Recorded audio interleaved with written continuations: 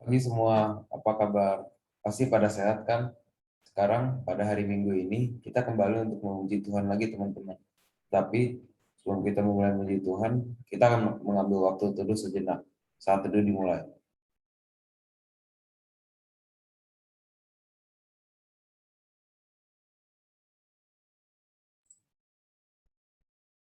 Saat teduh selesai. Teman-teman, Tuhan itu baik banget loh. Dia sudah membimbing kita dari kita masih kecil sampai sekarang. Tuhan tidak memandang kita dari visi kita ataupun talenta-talenta yang kita punya. Tuhan adalah Allah yang maha adil. Maka dari itu, mari kita mengangkat pujian masuk hadirat-Mu Tuhan.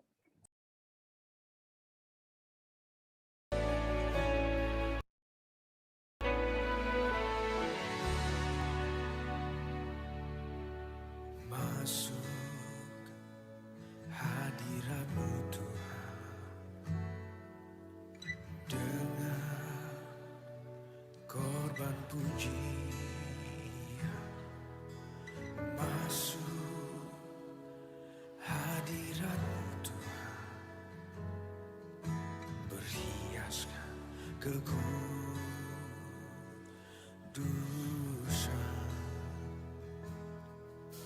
di hadapan hadirat-Mu Tuhan. Ku rasakan kedamaian di hadapan hadirat-Mu Tuhan. Ku nampak keagungan.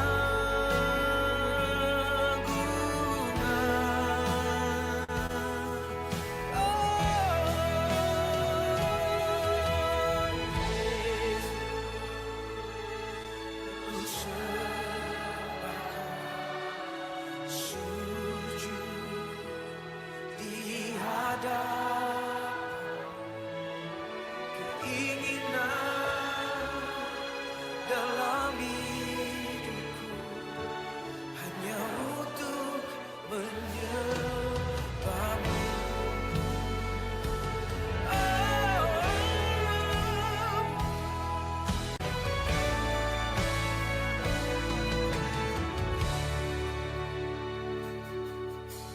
Masuk hadirat-Mu Tuhan dengan korban pujian. Masuk hadirat-Mu Tuhan, berhiaskan kekudusan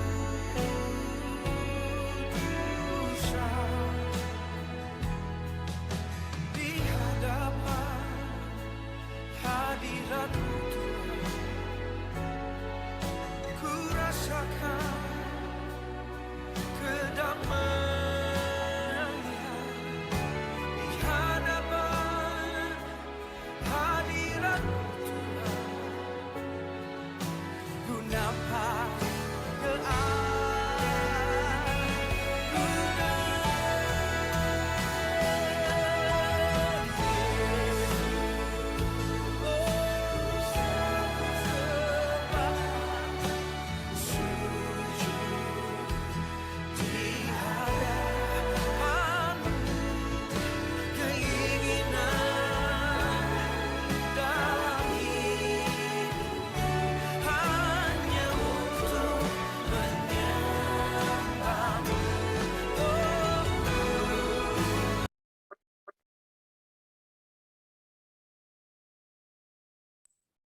Mari kita berdoa. Tuhan, terima kasih telah memimpin kita dalam seminggu ini, dan kami juga bersyukur Tuhan telah memimpin kami mungkin dalam sekolah kami. Tuhan, kami juga sekali lagi memohon Tuhan untuk memimpin ibadah kami pada pagi hari ini. Dalam nama Tuhan Yesus kami berdoa. Amin. Teman-teman, dalam seminggu ini mungkin kita telah melakukan hal-hal yang tidak baik di mata Tuhan. Mari kita datang di hadapan Tuhan untuk memohon agar Tuhan mengampuni kita semua. Saat kita berbuat dosa, kita bisa menjadi tambah jauh dengan Tuhan. Tetapi Tuhan akan mengampuni kita agar kita bisa menjadi semakin suci dan bisa tambah dekat dengan Tuhan. Mari kita nyanyikan lagu Broken Vessel.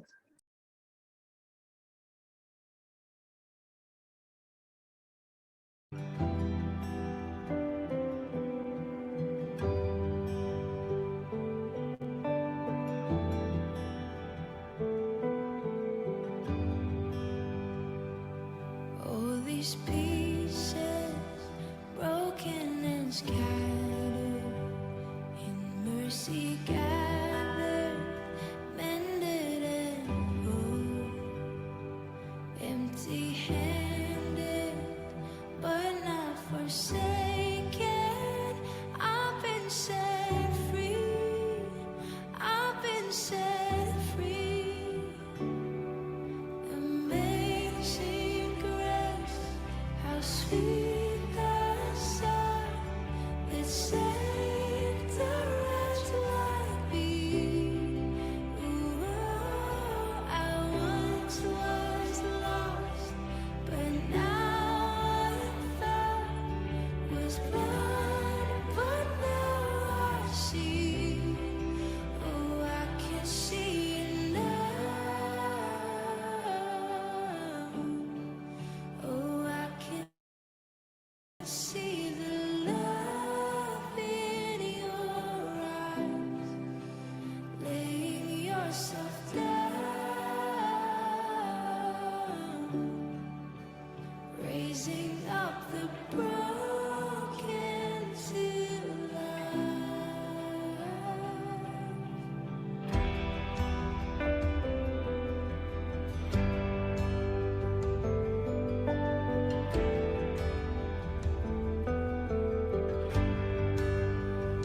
You take out failure, you take out weakness, you set your treasure in jars of clay.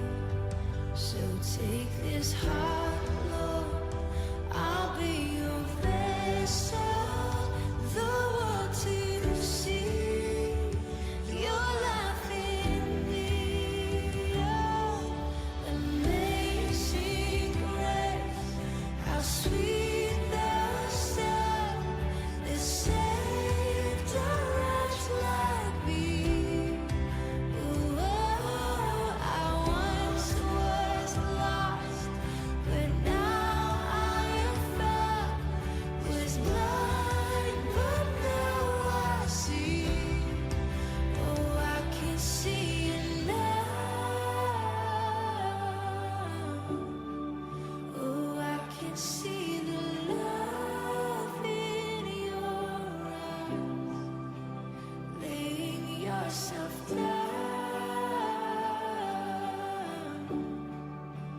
raising up the broken to life.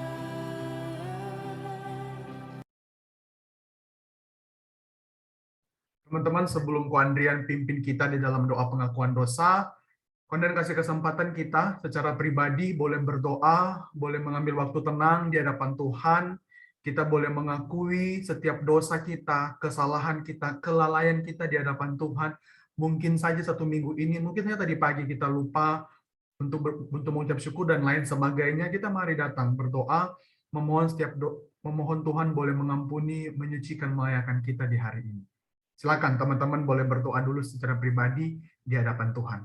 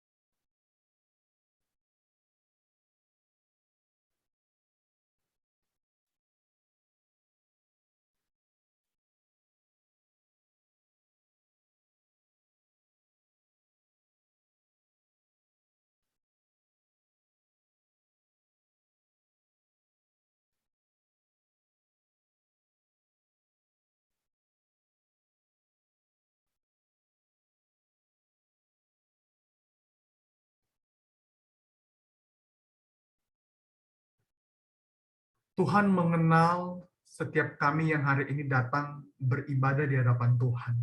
Tuhan yang sangat tahu apa yang kami kerjakan.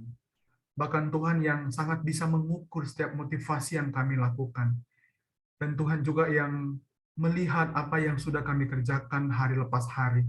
Dan Tuhan, kalau Tuhan masih menemukan hal-hal yang kurang berkenan, yang kurang baik, yang tidak sesuai dengan kerajaan Allah, bahkan mungkin ada hal-hal yang kami lakukan teledor Tuhan, atau mungkin dengan sengaja kami melakukan dosa, Tuhan ampuni kami. Tuhan berbelas kasihanlah kepada kami. Dan Tuhan tolong sucikan kami. Tuhan juga boleh mendengar setiap seru doa untuk memohon pengampunan daripada Tuhan. Dan Tuhan juga boleh ajar kami Tuhan, supaya kami boleh semakin hari semakin rindu untuk boleh meninggalkan dosa kami, dan kami boleh hidup semakin hari semakin dekat, mengasihi, dan mau punya komitmen untuk serupa dengan Tuhan. Dan Tuhan juga tolong bantu kami, Tuhan kuatkan kami juga, Tuhan ingatkan kami Tuhan, karena kami manusia lemah yang butuh Tuhan untuk boleh bertumbuh semakin hari semakin serupa Tuhan. Dan kami juga bersyukur Tuhan buat momen waktu ini, kesempatan ini kami boleh berdoa mengakui dosa kami. Biarlah ini Tuhan tidak hanya menjadi sebuah momen rutinitas di dalam ibadah, tapi juga menjadi momen di mana kami boleh kembali lagi diingatkan betapa dosa itu tidak baik, dan kami boleh kembali kepada Tuhan. Terima kasih Tuhan, bersyukur buat kesempatan ini. Kami serahkan setiap doa kami ke dalam tangan Tuhan Allah yang penuh kasih. Di dalam nama Tuhan Yesus kami sudah berdoa. Amin. Teman-teman, bareng-bareng dengan Ko Andrian, sama-sama kita akan menyatakan pengakuan iman kita. Teman-teman yang belum hafal akan dipandu melalui slide ya. Bareng-bareng dengan Ko Andrian, aku percaya kepada Allah Bapa yang Maha Kuasa, Khalik langit dan bumi, dan kepada Yesus Kristus, anaknya yang tunggal Tuhan kita, yang dikandung daripada Roh Kudus, lahir dari anak darah Maria, yang menderita sengsara di bawah pemerintahan Pontius Pilatus, disalibkan, mati, dan dikuburkan, turun ke dalam kerajaan maut. Pada hari yang ketiga, bangkit pula dari antara orang mati, naik ke surga, duduk di sebelah kanan Allah Bapa yang Maha Kuasa. Dan dari sana dia akan datang untuk menghakimi orang yang hidup dan yang mati. Aku percaya kepada Roh Kudus, gereja yang kudus dan am, persekutuan orang kudus, pengampunan dosa, kebangkitan tubuh, dan hidup yang kekal. Amin. Konten kembalikan ke Daryl ya. Dosa kita telah diampuni. Teman-teman, sekarang kita menyiapkan hati kita untuk mendengarkan firman Tuhan. Karena firman Tuhan bisa menerangkan jalan hidup kita supaya kita bisa selalu berjalan di jalannya Tuhan. Ketika kita sedang sesat, kita tidak boleh takut karena Tuhan di sekitar kita. Mari kita menyanyikan lagu dan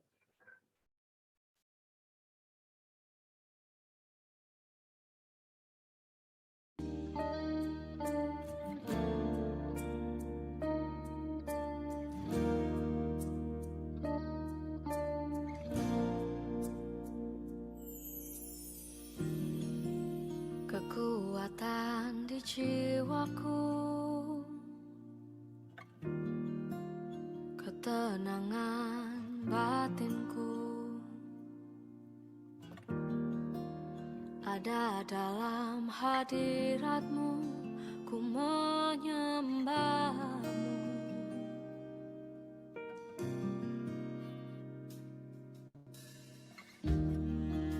Tersungkurku di kaki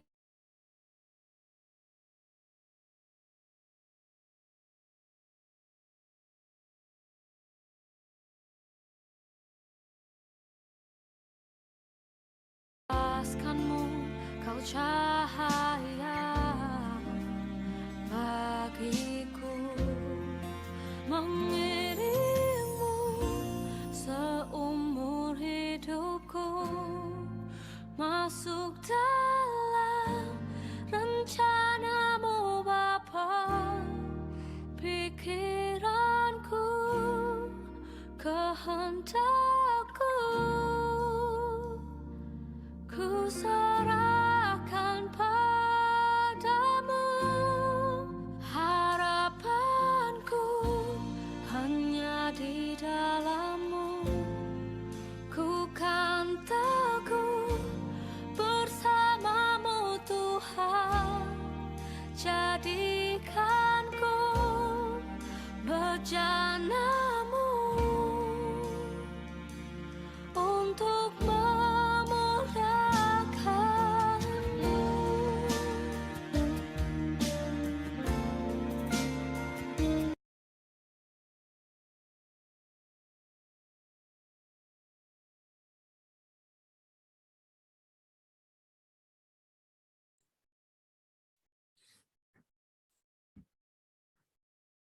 Kepada Ko Andre dipersilakan.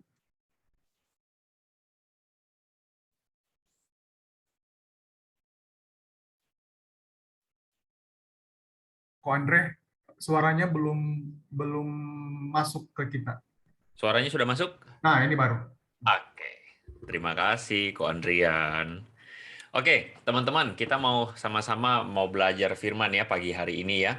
Judulnya adalah berkolaborasi dengan Tuhan. Kita sama-sama akan berdoa terlebih dahulu, teman-teman. Kita tundukkan kepala di hadapan Tuhan. Mari kita berdoa ya. Yuk kita berdoa. Tuhan, kami bersyukur kepada Tuhan untuk momen kami boleh belajar sama-sama pagi hari ini mendekat mengenal Tuhan.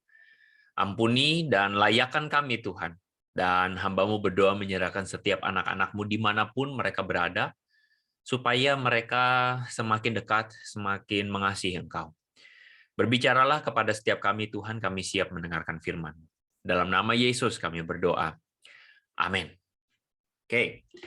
Teman-teman, kita akan sama-sama belajar tema ini ya, berkolaborasi dengan Tuhan.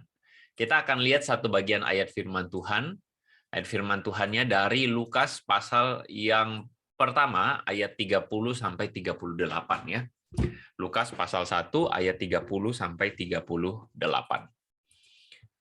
Firman Tuhan berkata begini. Kata malaikat itu kepadanya, kepada siapa? Kepada Maria ya. Maria ibu Yesus. Jangan takut, hai Maria, sebab engkau beroleh kasih karunia di hadapan Allah. Sesungguhnya engkau akan mengandung dan akan melahirkan seorang anak laki-laki, dan hendaklah engkau menamai dia Yesus.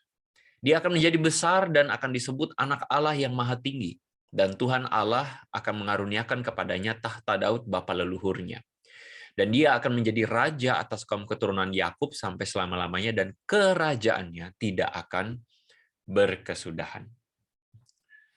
Lalu kata Maria kepada malaikat itu, bagaimana mungkin hal itu terjadi? Karena aku belum bersuami, kata Maria. Jawab malaikat itu padanya, Roh Kudus akan turun ke atasmu dan kuasa Allah yang maha tinggi akan menaungi engkau. Sebab itu anak yang akan kau lahirkan itu akan disebut Kudus, anak Allah. Dan sesungguhnya Elisabet, sanakmu itu, dia pun sedang mengandung seorang anak laki-laki pada hari tuanya, dan inilah bulan yang ke-6 bagi dia, yang disebut mandul itu. Sebab bagi Allah tidak ada yang mustahil. Lalu apa respon Maria? Kata Maria, sesungguhnya aku ini adalah hamba Tuhan. Jadilah padaku menurut perkataanmu itu. Lalu malaikat itu meninggalkan dia. Nah, teman-teman, cerita yang barusan kita dengarkan ini adalah kisah bagaimana Maria, ibu Yesus itu didatangi oleh Gabriel ya, didatangi oleh malaikat, lalu kemudian diceritakan atau disebutkan kisah tentang bahwa dia akan mengandung. Dan mungkin sebagian besar teman-teman mungkin sudah biasa mendengar kisah ini. Tapi saya pengen ajak teman-teman untuk melihat perspektif dari apa cerita yang kita dengerin ini. Apa sih yang sebenarnya Tuhan mau kasih tahu sama kita, teman-teman? Nah, untuk memulai pembahasan kita, saya punya sebuah cerita nih, teman-teman. Saya punya sebuah video klip ya yang akan saya sampaikan buat teman-teman, yaitu Spider-Man ya. Teman-teman silakan disimak. Spider-Man, aka Peter Parker, is a criminal. That's why he's hiding. Like, It's time to clear my name.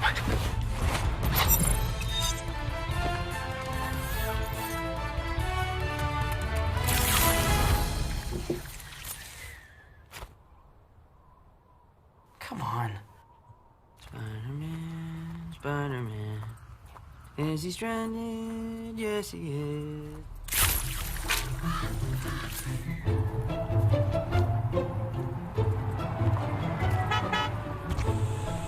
Ned? Hey, man. How'd you find me? My Ned sense. But also, time to face your destiny. What? I don't know, I just wanted to say something really cool. So, what are we gonna do for 300 miles? I spy something red. Me? Nah, darn.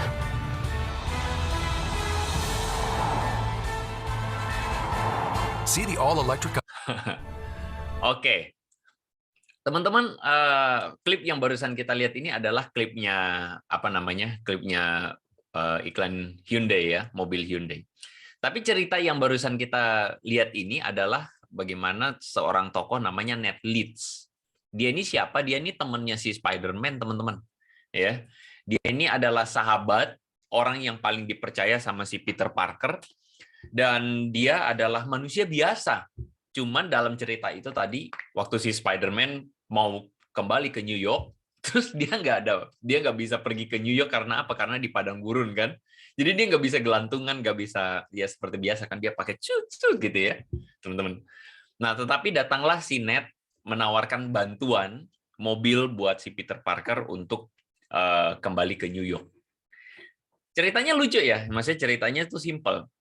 Tapi cerita ini ingin kasih tahu sama kita bahwa sebenarnya seorang superhero pun membutuhkan teman. Nah, gitu ya. Seorang superhero itu membutuhkan partner, membutuhkan orang yang dengannya itu bisa berkolaborasi, teman-teman. Ya, berkolaborasi untuk apa? Untuk menyelesaikan sebuah misi. Nah, teman-teman, superhero sekuat apapun itu pasti butuh kolaborasi, butuh teman, butuh rekan supaya bisa bekerja.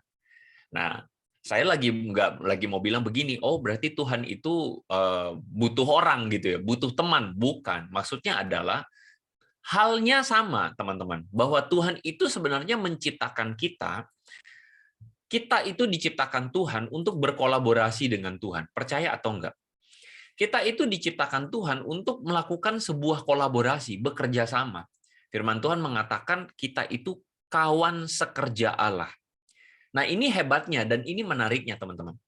Teman-teman tahu nggak, bedanya antara agama Kristen dengan agama yang lain, itu salah satunya adalah, kalau teman-teman belajar agama yang lain tuh, kita tuh kayak manusia yang diciptakan jadi kayak kelinci percobaan. Dicobain supaya jatuh dalam dosa, melakukan kebaikan, atau jatuh dalam dosa. Akhirnya kita was-was, iya nggak sih? Kita tuh jadi manusia yang kayaknya, aduh nanti mati masuk surga apa mati masuk neraka, begitu. Nah, kekristenan tuh nggak bicara begitu, teman-teman. Kekristenan itu berbicara atau menceritakan kepada kita bahwa kita itu diciptakan, itu bukan menjadi kelinci percobaan.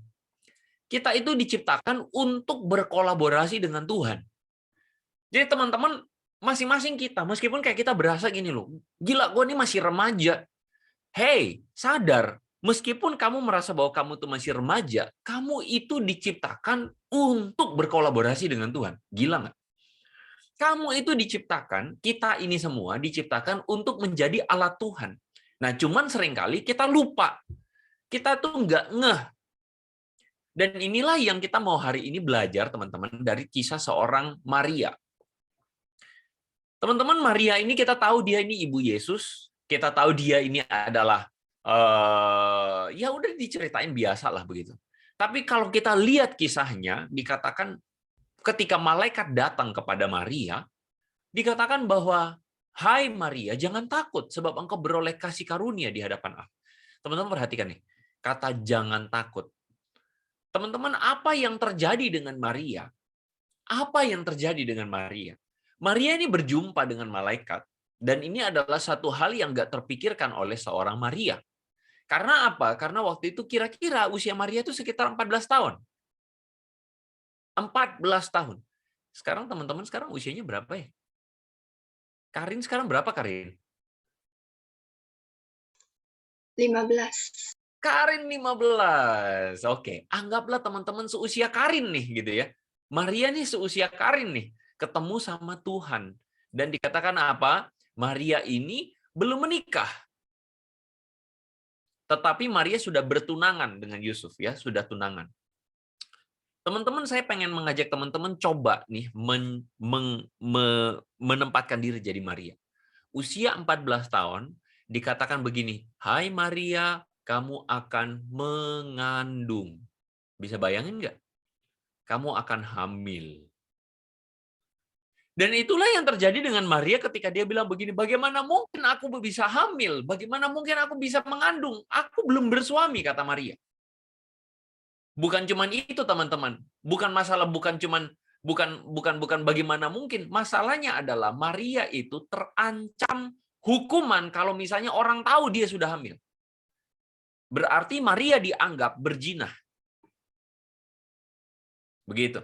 Dan teman-teman coba bayangin, dia udah punya tunangan nih, Yusuf. Yusuf tahu-tahu dengar kabar Maria hamil. Gila apa? Kalau jadi Maria bakal diapain, teman-teman? Yang pertama pasti diputusin, ya nggak? Nggak jadi nikah, betul toh? Yang kedua diapain? Wah, ketemu orang langsung dianggap apa? Pelakor, kan begitu kan ya? Dianggap apa? Ya itulah, melakukan yang enggak, kan begitu kan ya? Teman-teman bayangin jadi Maria itu nggak enak sekali. Teman-teman, ini ada yang tahu nggak ini bendera apa?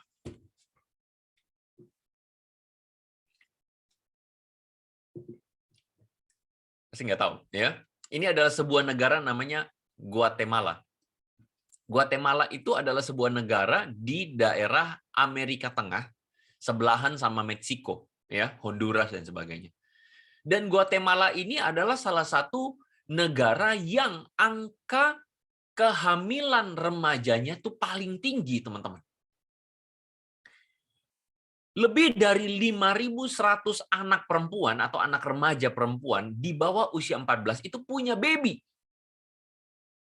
di Guatemala. Kenapa? Karena masalah sexual abuse, perkosaan, raping, ya, dan itu angkanya tinggi. Teman-teman lihat itu di foto, itu masih main loncat tali. Yang ngejagain, yang pegang tali itu gendong anak, teman-teman. Udah punya anak, bayangin. Bisa bayangin nggak? Punya anak seusia belasan tahun, begitu, dan itu rasanya nggak enak sekali. Bagaimana perasaan Maria? Maria bilang, bagaimana mungkin hal itu terjadi? Aku belum bersuami. Maria merasa takut.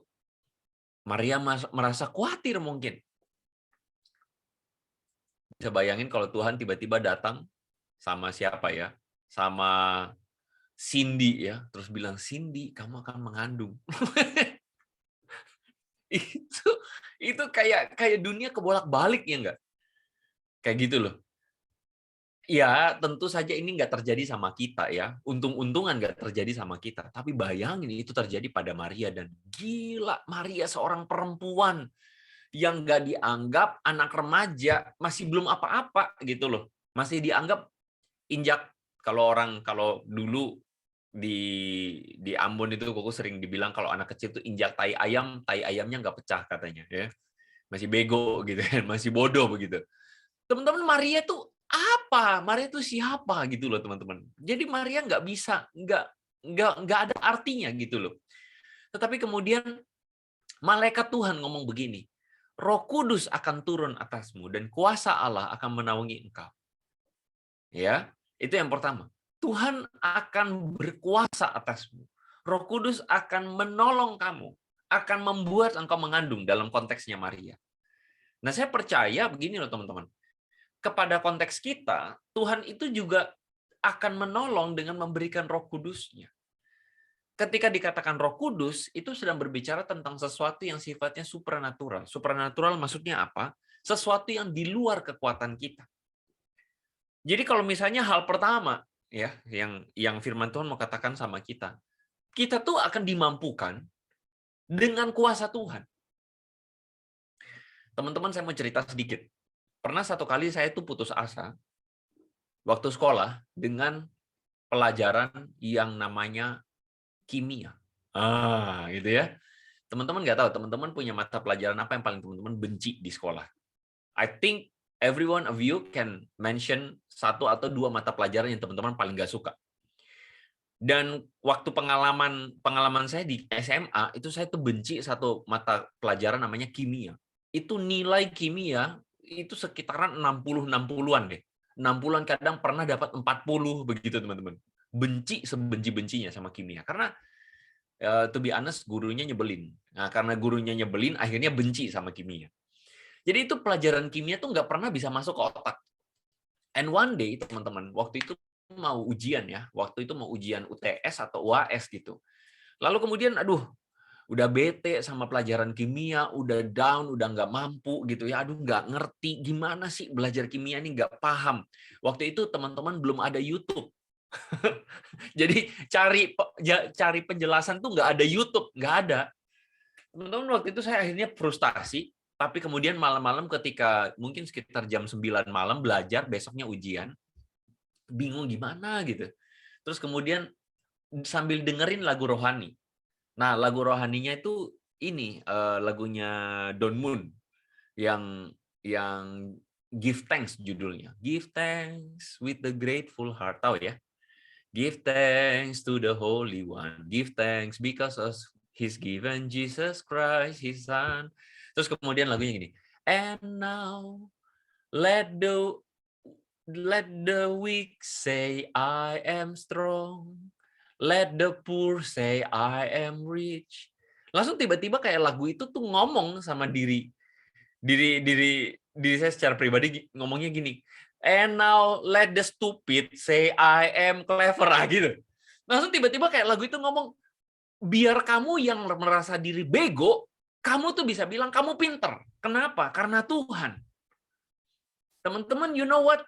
Waktu saya dengerin lagu itu kayak semacam Tuhan tuh langsung ngomong, dan langsung saya bilang begini sama diri saya, Andre, stop bilang bahwa kamu nggak bisa kimia.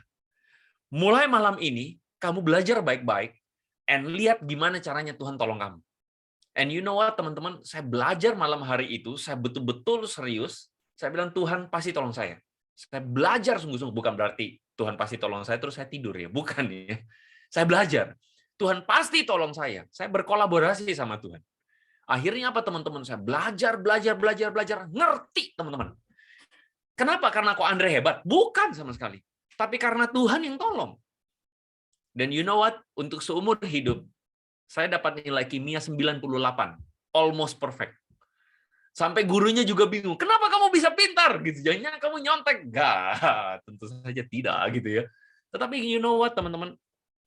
Ada kejadian-kejadian di mana Tuhan itu menolong kita secara supranatural, Tuhan memampukan kita, Tuhan menolong kita, dan saya yakin bahwa kita bisa gitu ketika Roh Tuhan itu menolong kita.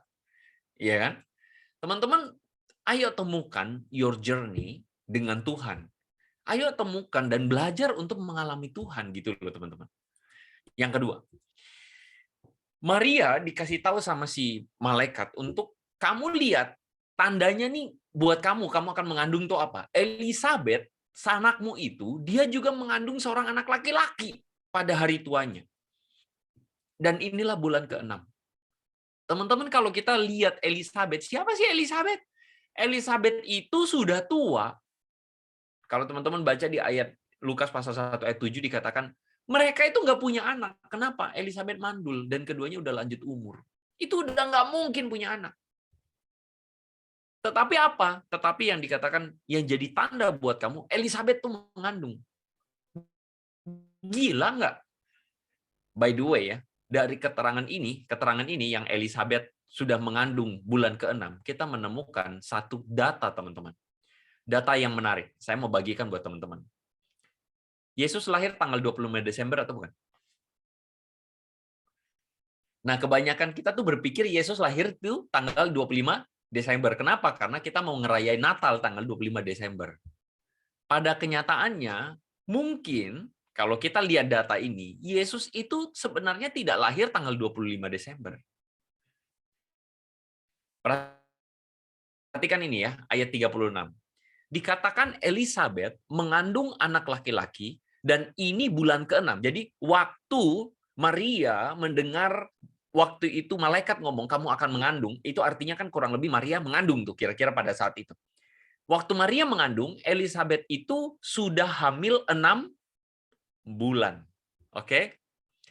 Nah, teman-teman, kita menemukan data di bagian yang lain di dalam Lukas pasal 1 ayat 5, suami Elisabeth itu Sakaria namanya, dan Sakaria itu dari rombongan Abia.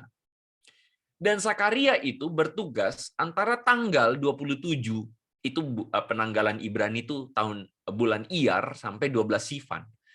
Kalau di dalam kalender kita itu tuh di bulan Juni, itu Sakaria tuh bertugas di bulan Juni. Oke? Jadi ketika Zakaria bertugas di bulan Juni, Zakaria dikasih tahu Elizabeth akan mengandung. Jadi kira-kira Elizabeth itu mengandung itu sekitar bulan Juni sampai bulan Juli. Nah, kalau dipukul 6 bulan sesudah Elizabeth mengandung, berarti kira-kira 6 bulan sesudah Elizabeth mengandung, berarti kira-kira Maria mengandung bulan Desember. Kira-kira Maria mengandung bulan Desember. Sehingga Maria melahirkan bulan September. Jadi kira-kira Yesus itu lahir bulan September. Ya, siapa di sini lahir bulan September? Ya. Nah, teman-teman lahir di bulan yang sama seperti Yesus, gitu loh, teman-teman ya. Karena apa? Karena gembala itu tidak mungkin di padang selama musim dingin. Kan 25 Desember itu musim dingin, teman-teman. Ya kan?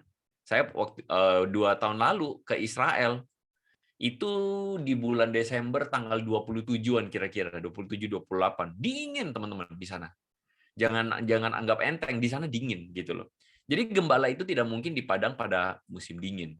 Jadi kalau teman-teman dikatakan bahwa Yesus lahir di bulan Desember, ada salju-saljunya, ya itu salah. Loh kok, kenapa kok sekarang gereja ngerayain 25 Desember? Iya, karena udah jadi tradisi gereja kayak gitu. Tapi kita asal tahu aja, Yesus lahir bukan bulan Desember, ya. Yesus lahir kira-kira bulan September. Oke, kita kembali ya. Ini fun fact aja ya. Jadi, kehamilan Elizabeth itu tanda bagi Maria. Dan kalau teman-teman lihat, Elizabeth dan Maria ini dua perempuan biasa yang dipakai Tuhan untuk menjadi alat Tuhan, untuk rencananya Tuhan.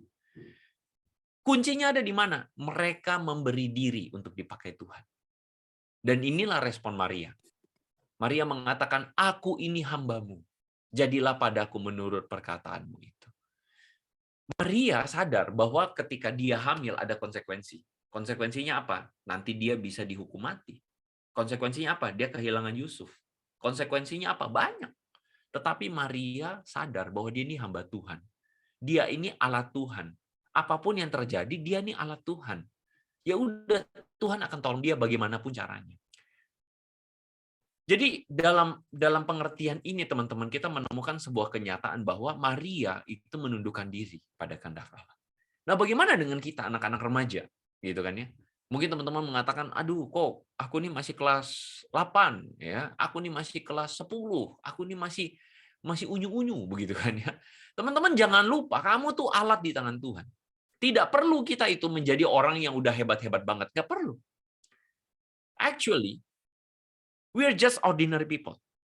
Actually, we just someone yang diciptakan, created by God for His purpose. Dan kita tuh alatnya. Dan alat itu nggak perlu hebat-hebat banget. Alat ya alat, udah. Teman-teman di rumah ada yang punya obeng, ada yang punya gunting kuku. Gunting kuku kebetulan ada nih ya. Gunting kuku. Nah, ini ya. Teman-teman, ini kita mau review sebuah gunting kuku ya. Mereknya adalah enggak gitu ya. Gunting kuku ini adalah sebuah alat yang simple dan sederhana, teman-teman. Ini cuman barang kecil tetapi menjadi useful ketika ada di tangan Tuhan, right? Iya enggak? Ini sebuah alat yang simple, sebuah alat yang berapa sih harganya, paling goceng, ceban paling, ya. Tetapi menjadi useful ketika dipakai di tangan manusia yang menggunakan. Sama, kita pun menjadi useful ketika apa? Ketika kita ada di tangan Tuhan, teman-teman. Cuman seringkali kita nih lupa bahwa kita nih alatnya Tuhan. Seringkali kita lupa bahwa kita ini adalah alatnya Tuhan. Lupanya gimana? Kita punya keseharian hidupnya cuma gitu-gitu aja. Kita cuma main game, kita cuma makan tidur gitu loh. Come on. Hai, teman-teman. Kalian semua itu alatnya Tuhan. Oke? Pertanyaannya adalah begini ya, membantu kita untuk berefleksi sekarang. Kapan orang tua kita di rumah merasakan kasih Tuhan melalui kita? Kapan terakhir kali? Ayo, coba. Kapan terakhir kali orang tua di rumah merasakan kasih Tuhan melalui kita? Misalnya, kapan terakhir kali kita bantu orang tua kita cuci piring? Atau orang tua kita perlu teriak-teriak dulu, "Woi, bantuin," gitu. Nyapu, cuci piring. Kapan terakhir kali orang tua kita merasakan, iya ya, misalnya ya, Dustin. Iya ya, Dustin itu ikut korem, lalu kemudian dengerin firman. Iya ya, jadi anak yang rajin, jadi anak yang bantuin orang tua gitu. Kapan terakhir kali kita itu bantu nyiapin makanan buat papa atau buat mama, buat kungkung, popo begitu? Kapan terakhir kali? Teman-teman, ini cara yang sederhana untuk menunjukkan bahwa kita ini alatnya Tuhan buat mereka, menunjukkan kasih Tuhan. Kapan terakhir kali? Atau yang kedua, kapan terakhir kali teman kita di sekolah merasakan kasih Tuhan melalui kita? Jangan-jangan justru teman-teman kita merasakan dibully gara-gara kita. Kita menjadi salah satu yang ngebully teman kita. Kapan terakhir kali teman kita merasakan kasih Tuhan melalui kita? Kita ngebantuin mereka, ngerjain tugas misalnya, ajarin yang nggak ngerti, tutoring. Kapan terakhir kali? Dan yang terakhirnya, kapan Korem GKY itu merasakan kasih Tuhan melalui kita? Yang pelayanan, ini mesti sharing sedikit nih si Ko Andrian nih. Ko Andrian, buka mic dong. Ajak anak-anak pelayanan susah atau gampang? Ada yang susah, ada yang gampang. Ada yang susah, ada yang gampang. Ya, itu masalah klasik teman-teman ya. Dari dulu, ayo teman-teman pelayanan, pelayanan, nggak mau, nggak asik gitu kan ya. Karena apa? Karena kita lupa bahwa kita itu sebenarnya alat Tuhan. Kita tuh lupa, kita tuh diciptakan bukan cuman jadi peserta korem. Teman-teman seharusnya yang ikut korem semuanya nih, kita tuh diciptakan untuk jadi alat Tuhan. Bahkan yang paling mudah nih teman-teman, yang paling mudah. Contoh nih ya, tadi kan Daryl pimpin pujian ya. Daryl pimpin pujian, mari teman-teman kita memulai dengan pujian gini. Daryl ngomong sendiri, yang lain tutup kamera. Daryl sapa sendiri, halo teman-teman, tidak ada jawaban, tidak ada. Teman-teman, kita tuh menjadi berkat buat Daryl dengan cara apa? Kita sapa Daryl kembali, hai Daryl gitu, halo gitu, kita buka cam misalnya. Kita jadi berkat buat Daryl. Gitu loh. Kasihan Daryl itu setengah mati jadi memimpin pujian. Nanti minggu depan siapa? Giliran siapa minggu depan? Siapa? Ko Andrian. Terus dilihat di jadwal. Lihat jadwal dulu. Siapa? Karin, jangan-jangan. Bukan Karin. Minggu depan Aldo. Aldo. Teman-teman tahu tidak, Aldo sudah pikiran itu sekarang. Aduh, minggu depan pimpin pujian lagi. Aduh. Dia udah setengah mati. Kenapa? Karena apa? Karena waktu pimpin pujian di korem, halo teman-teman, tidak ada yang jawab. Yang jawab cuma jam dinding. Tik-tok, tik-tok, tik-tok. Contoh paling sederhana apa? Kita jadi alat Tuhan tuh untuk menyapa, untuk aktif, untuk buka kamera misalnya, untuk ngomong. Ya mungkin sebagian teman-teman nggak buka kamera karena satu dan lain hal, nggak apa-apa. Cuman paling enggak, teman-teman kita itu aktif. Karena kita tuh alat Tuhan. Kita bukan peserta korem, cuman peserta korem, ikutan korem, ya udah sambil koremnya ngomong, Ko Andrian khotbah, ngomong sampai mulut berbusa, kitanya lagi liatin baca Naruto. Baca komik, liatin komik, webtoon gitu. No, kita tuh alat Tuhan. Karena mentalitas anak Tuhan itu tuh aktif. Kita ini hamba Tuhan. Jadilah padaku menurut perkataanmu. So hari ini teman-teman, firman Tuhan simple dan sederhana. Simple. Kenapa? Simpelnya apa? Sadar bahwa kita tuh adalah anak-anak Tuhan yang diciptakan untuk menjadi alat Tuhan. untuk berkolaborasi sama Tuhan. Kita itu diciptakan untuk berkarya buat Tuhan. Kita itu diciptakan untuk menjadi alat Tuhan yang berkolaborasi dengannya. Di mana? Di rumahmu, di sekolahmu, di Korem. Kita diciptakan untuk itu. Amin. Mari kita berdoa, teman-teman. Tuhan, terima kasih untuk firman-Mu yang boleh diberitakan. Kami belajar untuk menjadi anak-anak Tuhan, alat Tuhan, yang siap untuk menjadi dan dipakai oleh Tuhan, menjadi berkat buat semua orang. Tuhan, tolong hamba-Mu dalam segala keterbatasan, tapi biar firman-Mu ini boleh disampaikan dan boleh mengubah setiap kami anak-anak-Mu. Terima kasih Bapa, dalam nama Yesus kami berdoa. Amin. Saya kembalikan.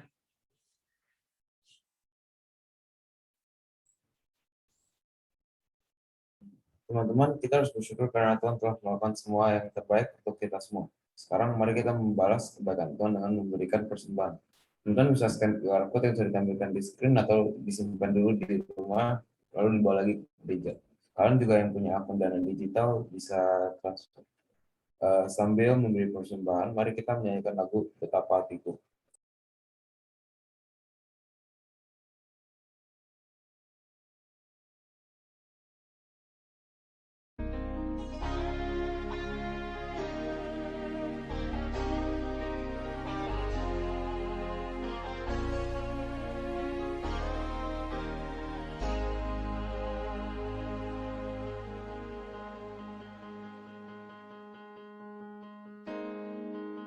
Betapa hatiku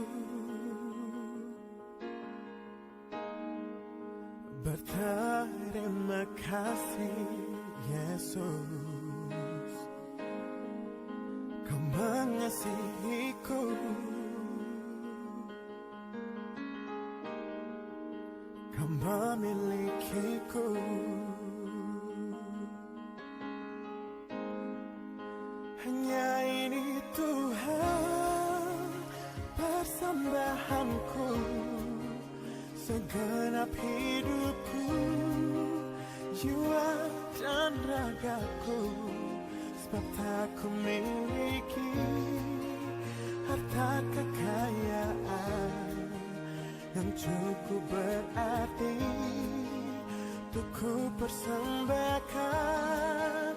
Hanya ini Tuhan permohonanku, terimalah Tuhan persembahanku, pakailah hidupku sebagai alat-Mu seumur hidupku.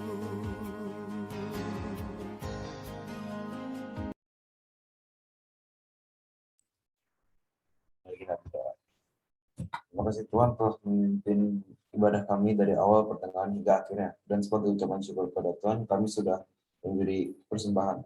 Dan kiranya Tuhan uang ini bisa menolong kami di gereja ini, dan ajar kami Tuhan tidak hanya mempersembahkan uang, kami juga bisa mempersembahkan diri kami sendiri kepada Tuhan. Dalam nama Tuhan Yesus kami berdoa. Amin. Amin. Thank you buat Daryl, juga thank you buat Ko Andre. Nanti akan lanjut di Korem yang kedua ya, Daryl dan juga Ko Andre. Dan thank you buat teman-teman pengurus yang terus membantu dalam pelayanan, juga teman-teman yang sudah hadir ya.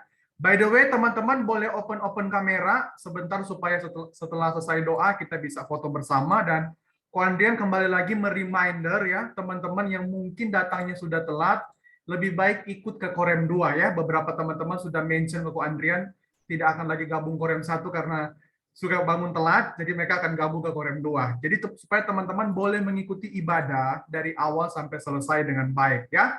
Dan kemudian apresiasi teman-teman yang boleh on time hadir di hari ini.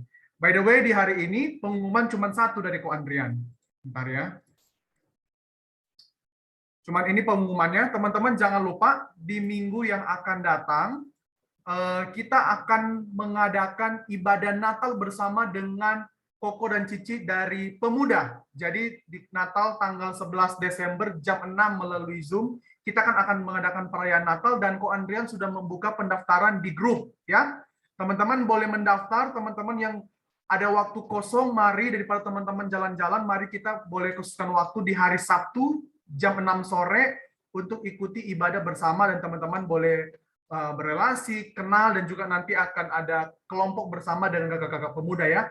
Nanti dengan tema Good News in a Broken World. Nanti Pendeta Immanuel Handoko akan menyampaikan firman Tuhan. Jadi itu aja dari Ko Andrian pengumuman. Dan Korem cuma 3 minggu ya di bulan Desember. Minggu terakhir teman-teman ikut di ibadah umum ya tanggal 26 dan ibadah Natal itu tanggal 24 dan 25. Nanti teman-teman bisa lihat dan ikuti di live di YouTube channel GKI Citra. Ya, itu aja dari Ko Andrian. Thank you buat yang sudah hadir dan teman-teman juga selamat mempersiapkan diri bagi teman-teman yang minggu depan akan di CD atau akan dibaptis. Ya, itu aja dari Ko Andrian. Teman-teman bisa memperhatikan pengumuman di grup-grup CD ya. Nanti biasanya itu sama Ko Hendra ya. Teman-teman, kita akan menutup ibadah di Korem yang pertama ini. Kita akan sama-sama menaikkan doksologi, hormat kemuliaan bagi Allah Tritunggal. Nanti Ko Andre akan menutup dengan doa berkat. Puji Allah Bapa Putra, puji Allah Rohul Kudus, ketiganya yang esa, pohon selamat, sumber berkat. Amin. Baik, teman-teman, mari kita tundukkan kepala di hadapan Tuhan, mari kita menerima berkat Tuhan. Biarlah kita kembali, teman-teman, ke seluruh tugas aktivitas kita, di rumah, di sekolahmu, dimanapun engkau berada. Ingat bahwa kita semua adalah alat Tuhan. Kita diciptakan untuk menjadi alat Tuhan, menjadi alat di tangan Tuhan untuk menyatakan kasih Tuhan, menyatakan kebenarannya, menyatakan kuasanya. Teman-teman yang kembali dengan komitmen itu, terimalah berkat Tuhan. Kiranya Tuhan memberkati engkau, menyinari engkau dengan wajahnya, menghadapkan engkau dengan kasih karunia dan kebaikan daripada Tuhan. Kiranya Tuhan memampukan kita menjadi alat Tuhan dan memberkati kita dengan segala yang kita kerjakan. Tuhan menyertai kita dari sekarang sampai selama-lamanya. Yang percaya katakan, amin.